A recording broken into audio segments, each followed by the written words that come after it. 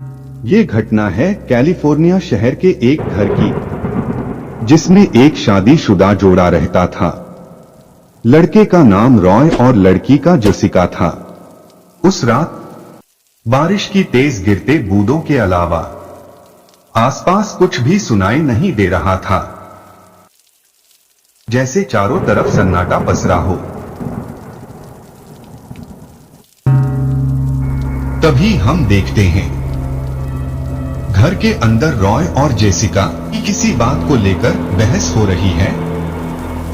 बहस बढ़ते बढ़ते यहां तक पहुंच जाती है कि रॉय जेसिका को एक जोरदार थप्पड़ मार देता है और बहुत गुस्से में वहां से निकल जाता है। जेसिका भी रोते हुए चली जाती है और उस रात दोनों अलग अलग कमरे में सोते हैं। तभी जेसिका की आंख लग जाती है और गहरे नींद में सो जाती है। अचानक जेसिका को एक भयानक सपना आता है।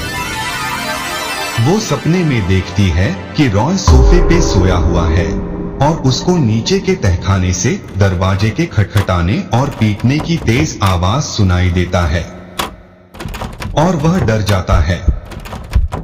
अचानक उस दरवाजे की टूटने की आवाज से वो किसी तरह हिम्मत जुटाता है और तहखाने की तरफ चल देता है। और जैसे ही वो वहां पहुंचता है, रॉय देखता है कि तहखाने का दरवाजा खुला हुआ है और उसके आसपास कोई भी नजर नहीं आता है। ये देख रॉय एकदम से सहम सा जाता है। अचानक रॉय को किसी की आहट होती है। वह हैरानी से पूछता है, कौन है? और तब अचानक से एक शख्स की काली परछाई जैसे वहां आती है और रॉय उससे बोलता है, तुम यहाँ? तभी वो शख्स एक बड़ा सा खंजर निकाल लेता है और ये देखकर रॉय एकदम से कांप उठता है और जैसे ही वह भागने के लिए पीछे मुड़ता है, वैसे ही वह परछाई रॉय के पीछे खंजर से हमला करके खंजर उसके बदन के आर पार कर देता है और रॉय की तुरंत ही मौत हो जाती है। उसकी लाश वहीं फर्श पर गिरी होती है। वो कातिल रॉय की लाश से खंजर निकालता है और वहां से चला जाता है। अचानक यह सब सपने में देख जेसिका पसीने से लथपथ हो गई थी और जोर से चीखते हुए उसकी आंखें खुल जाती हैं। वो उठकर बैठ जाती है और उस बुरे सपने के बारे में सोचती है और खुश भी होती है कि थैंक गॉड ये एक सपना था, हकीकत नहीं। और फिर वह रॉय को आवाज लगाती है, रॉय रॉय पर रॉय कुछ जवाब नहीं देता है। रॉय जेसिका एकदम से डर जाती है और बेड से कूदती हुई सीधे रॉय के सोफे के पास पहुंचती है। पर चारों तरफ ढूंढने आवाज देने के बाद भी रॉय नहीं दिखता है।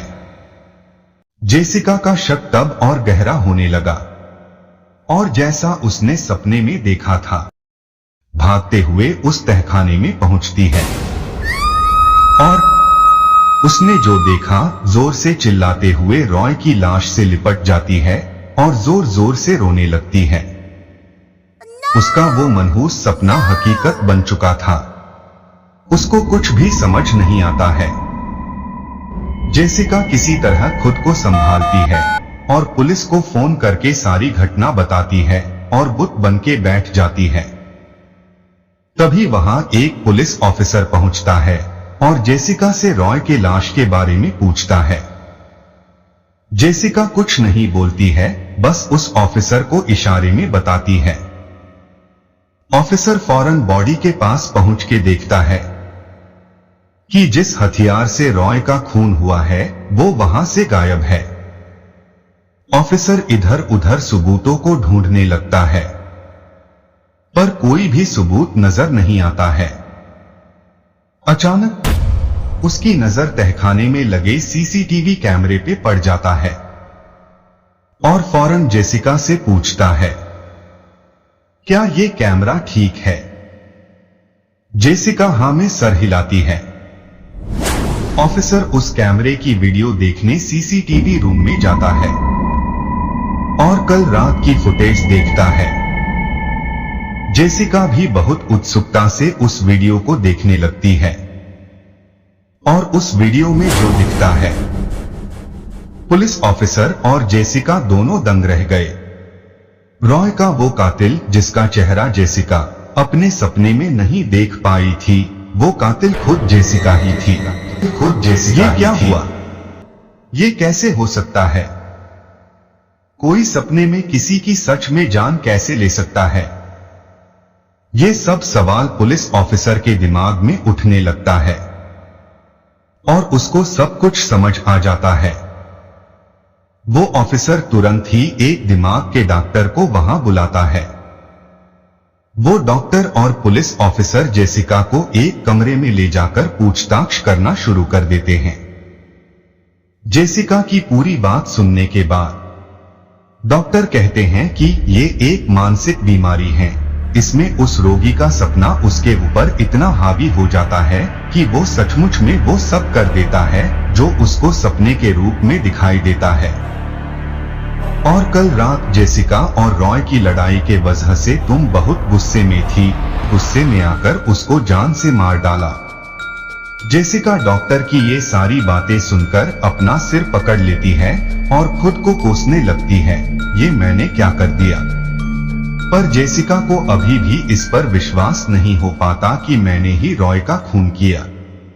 पुलिस ऑफिसर उससे चाकू के बारे में बार बार पूछता है, पर जेसिका को कुछ भी याद नहीं आता है, क्योंकि उसके बाद उसका सपना टूट गया था। ऑफिसर जेसिका को हथकड़ी पहना के गिरफ्तार कर लेता है और अपने गाड़ी में लेकर निकल जाता है। गाड़ी वहां से जैसे ही निकलती है, वैसे ही हम देखते हैं, जी हां, ये लड़की कौन है? सच, सपना या कोई आत्मा? इसके पीछे का राज बहुत गहरा है। देखते रहिए और मुझे सपोर्ट करिए। Thank you.